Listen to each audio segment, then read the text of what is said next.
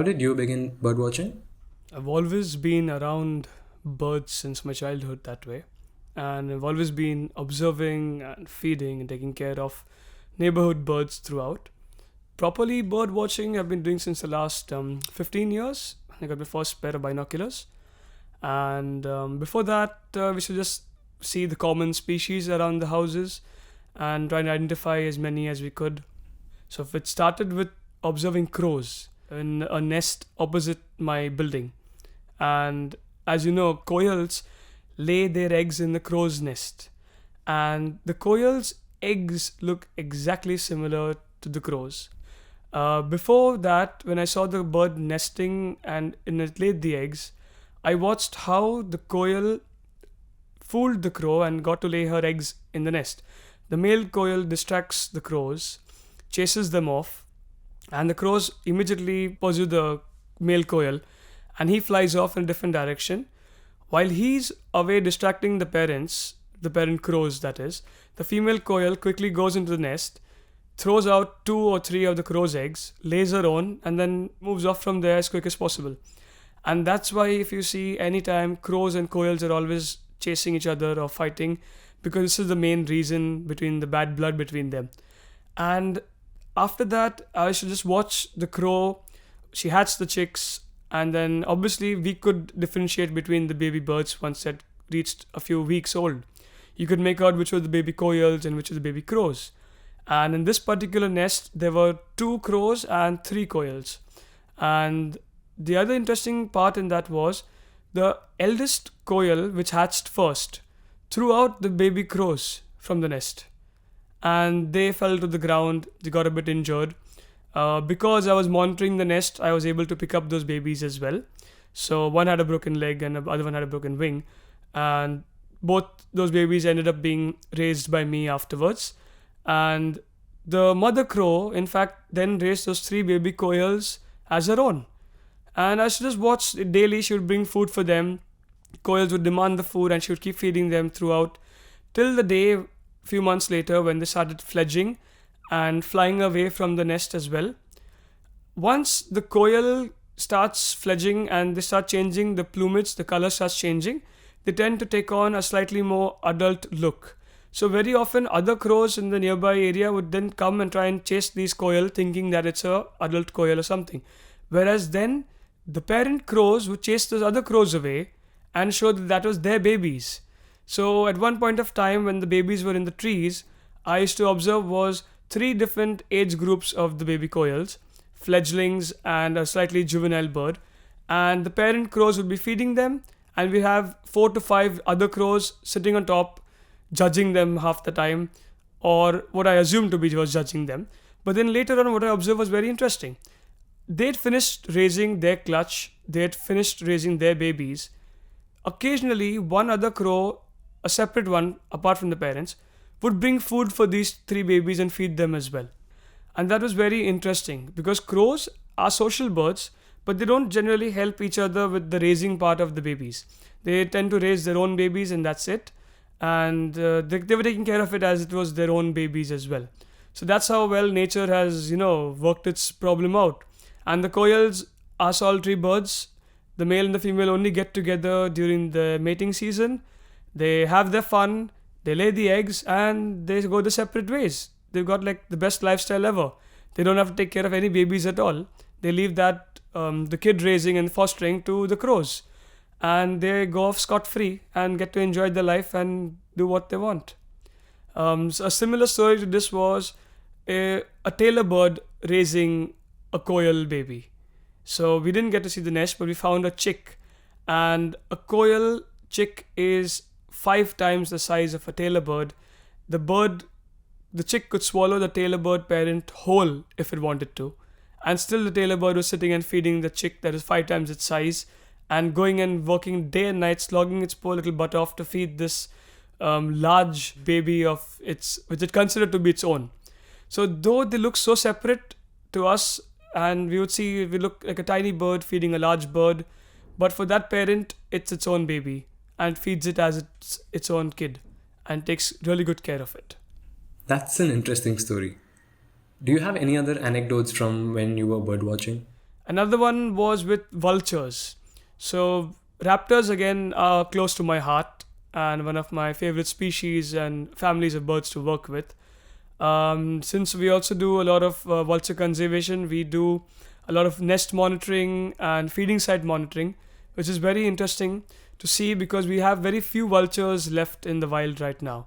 So the days earlier where we'd have 50 vultures descending on one carcass and consuming the flesh off in a matter of a few hours, those days are gone.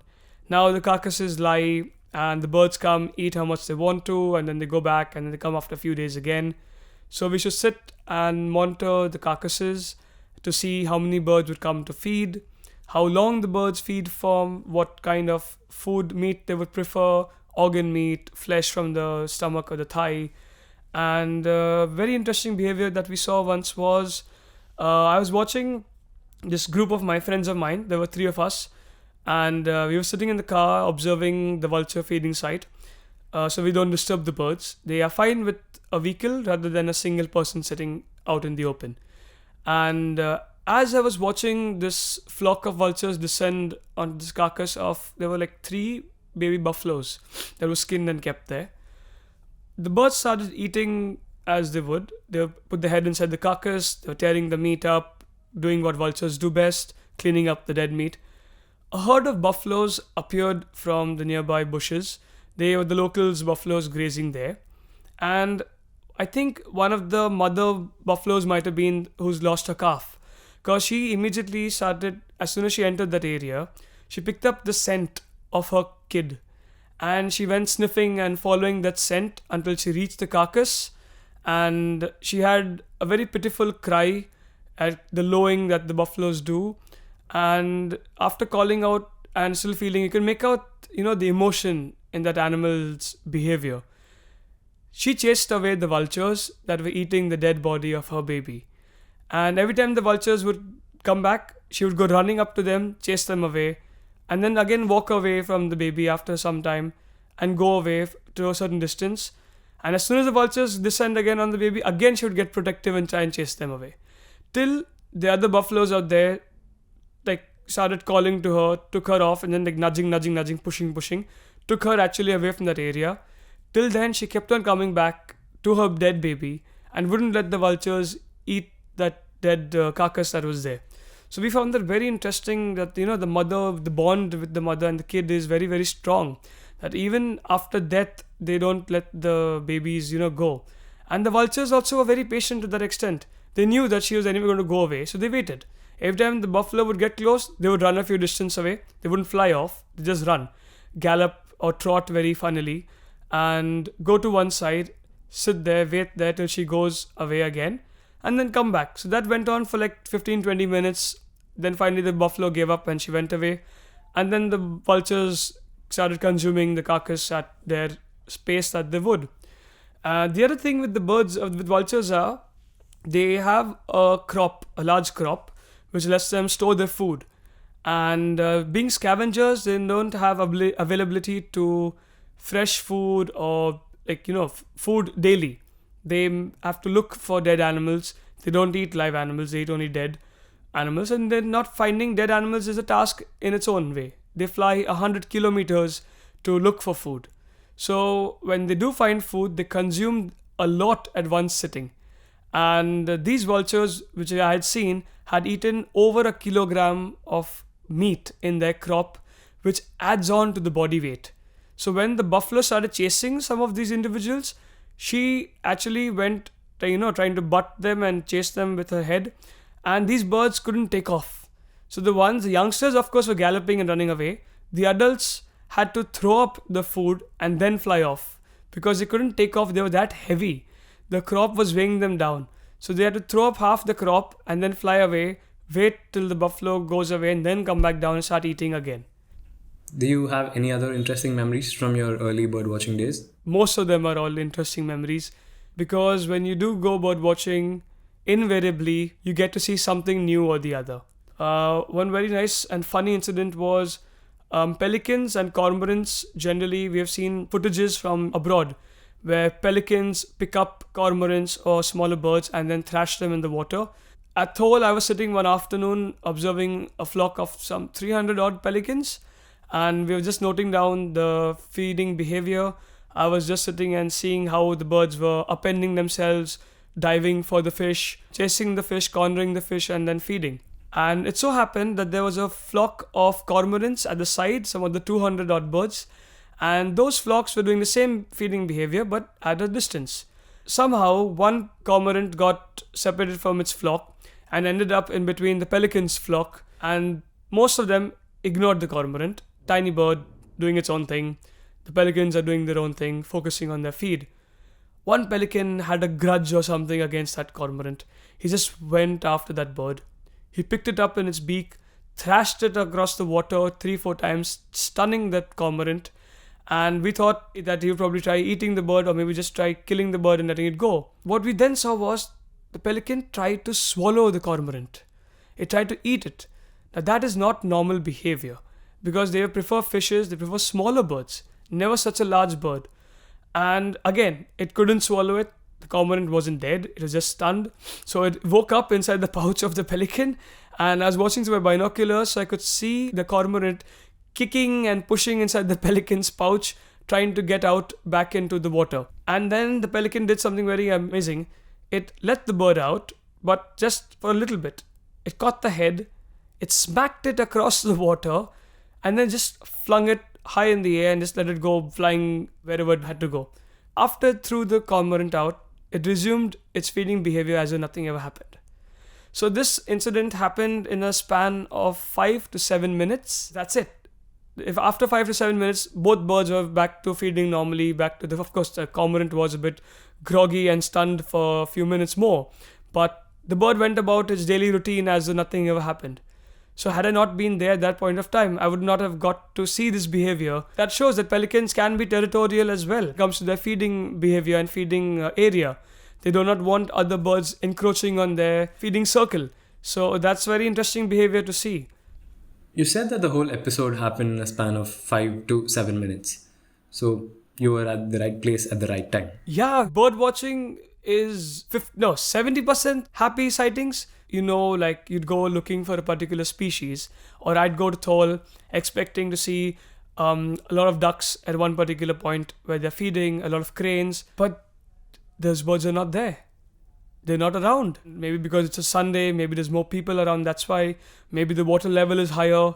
Maybe those birds didn't feel like coming that day. A lot of behavior and a lot of interesting sightings happen when you're there in the spur of a moment. For example, an osprey catching fish.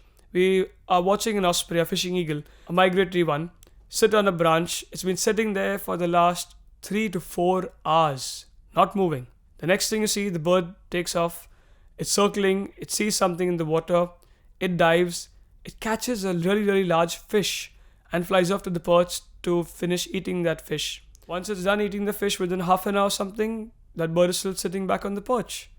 So if you had missed that half an hour, 45 minutes, you came late or you came too early, you would not see the hunting of that bird. You just see the bird sitting on the perch for the next 4 hours doing absolutely nothing. That's why it's very interesting when you see sudden, what photographers would call, an action shot where they get the bird doing something. And that's why most people are not too keen on bird watching because they find it very, time consuming. What's to observe in a bird just sitting there for 3 hours? But that bird's not just sitting there for 3 hours. That bird is monitoring its environment, it's seeing its food sources, it's seeing its predators, it's seeing its prey. So that's why bird watching is not for everybody. It's mainly for people who have a keen eye, a lot of patience, and a very deep interest in nature. Do you have a favorite species of bird? That's a very difficult question, I'd say. Again, being a raptor guy at heart, the shikra or the small banded sparrowhawk goshawk is one of the very close birds to my heart because it's a really tiny raptor that lives in cities. It's an urban hunter and it's small, but it packs a punch. And other than that, the eagles would be really, really, again, one of my favorite birds to observe. In India, we have a very few native species of eagles. Most of them are migratory. And the short-toed snake eagle is one of another Indian native species that we get out here.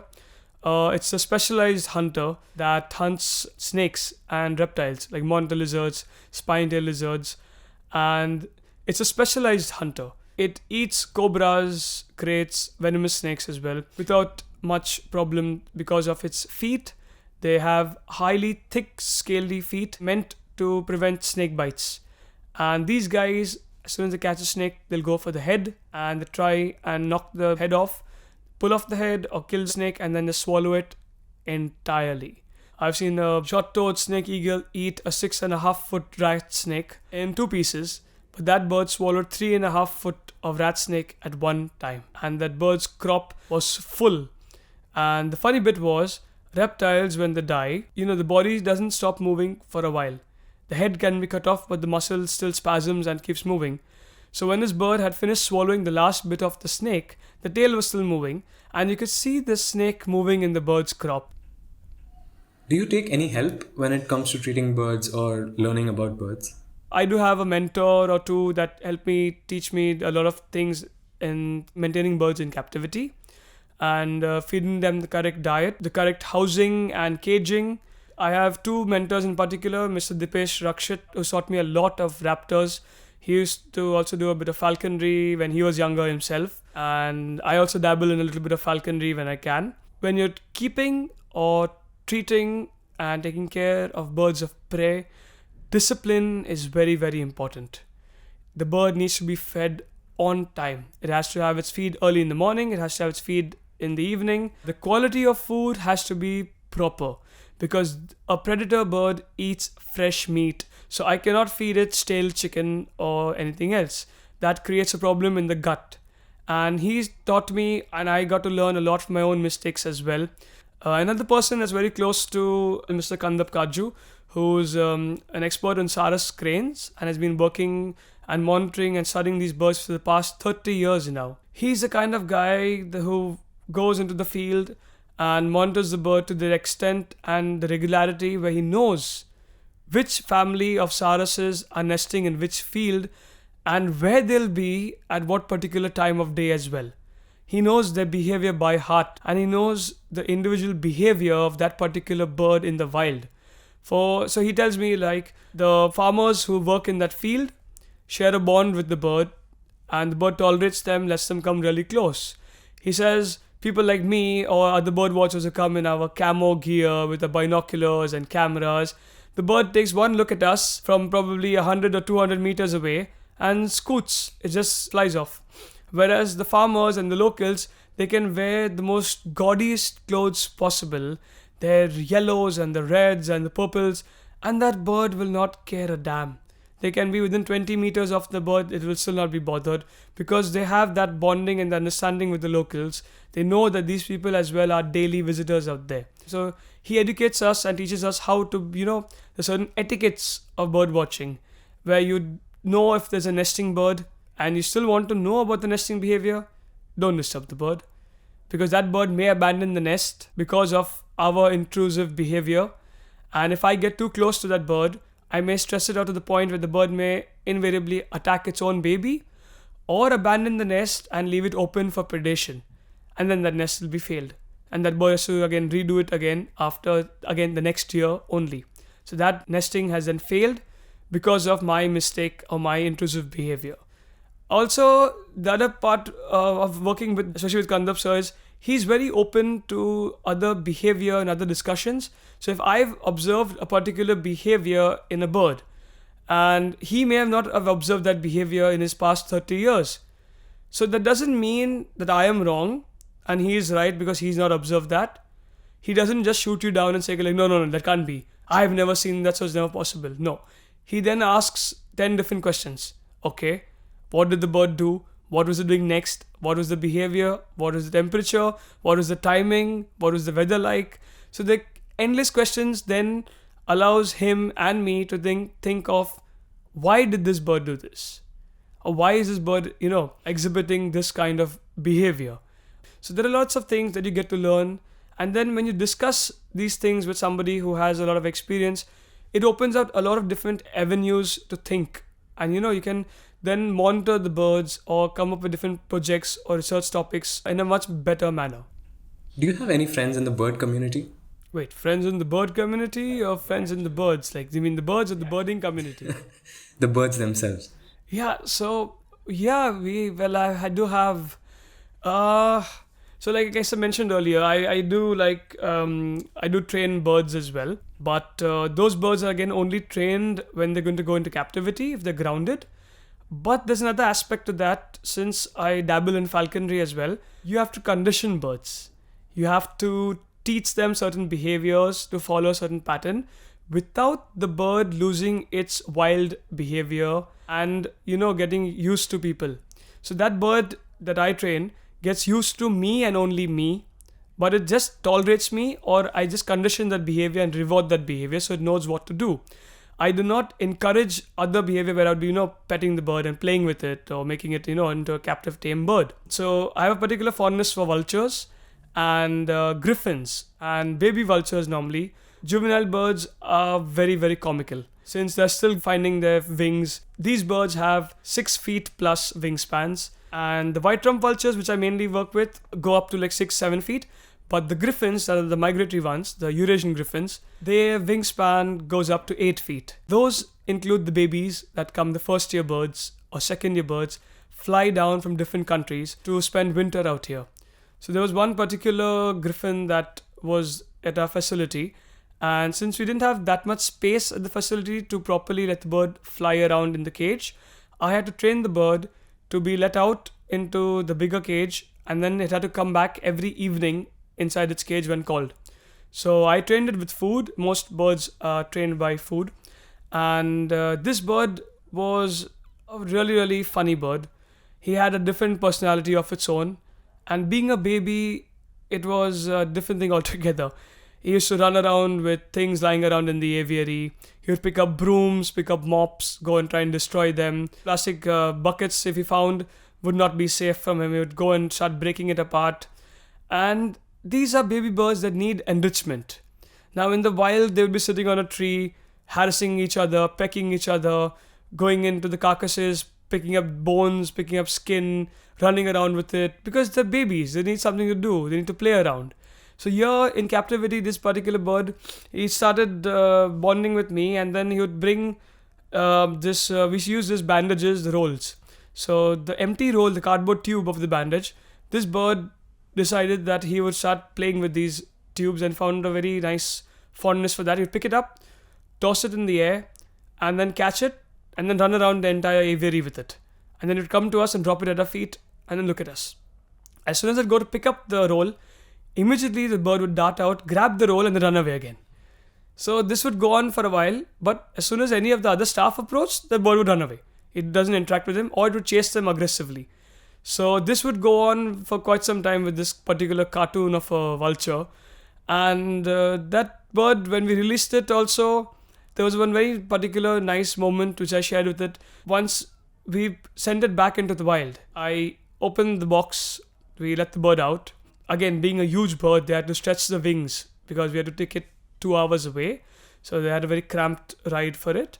And once he spread its wings, we let it loose. It was flapping its wings, getting its strength back. The bird went 100 meters ahead. It didn't fly off. It just went galloping, trotting away. Looked around, saw the carcass dump, saw the situation, looked at the entire place, assessed everything. He turned around, came back, straight to me, sat down at my feet for 2 minutes, looked at me. I didn't pet it or anything. We just shared a moment of quiet, sitting next to each other, both of us. And then looks at me and then just trots off, gallops, takes flight, and then just took off and flew away. And that was the last I saw of that bird. But we did ring the bird, so we have an identification marker, so that if in the future anybody else sees the bird in the wild, we get data as well. And I know that my bird has survived in the wild, and I've successfully rehabbed this bird, and that gives a very nice sense of satisfaction.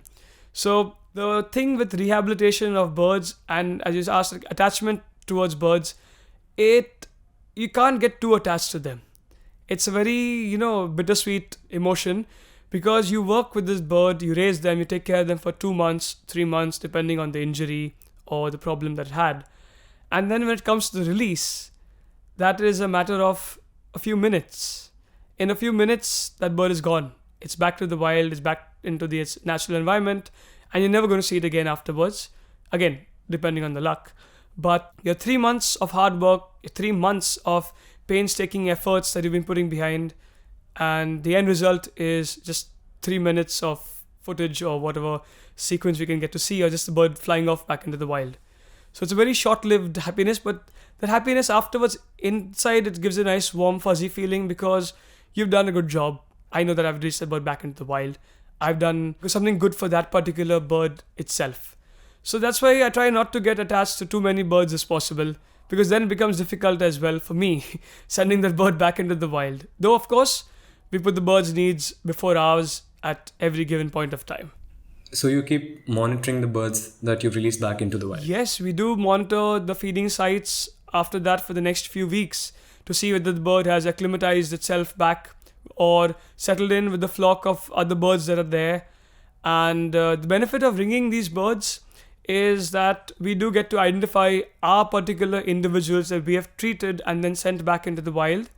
So I used to monitor one particular vulture that we had released in 2010-11, and I spent an entire year of my college monitoring this vulture across the college where it was nesting, and I saw that bird raise her chick and that chick fly back into the wild, and that sense of accomplishment when that bird, a vulture, has raised its own kid, sent it back to the wild, and that bird we saved in the kite flying festival. We made that difference. So that was what we think maybe a small difference is quite a big difference, especially when you're working with critically endangered species or when there are really, really few birds left in the wild as well. Did you get to see this particular vulture again? After the year that we monitored her and her chick flew off, we saw her for 3 to 4 months more, and that was it. She was nesting in the heart of Ahmedabad city, in one of the universities out here itself, on a palm tree. And the university had a lot more construction work being done, and there's a lot of disturbances. So the birds got displaced from there due to the noise and disturbance. But we were never able to see her back in the wild again after that. We do hope she's doing somewhere good. Maybe the ring might have fallen off, we hope, and she's still surviving. So you can just hope that she's doing well and surviving and raising more baby vultures on her own.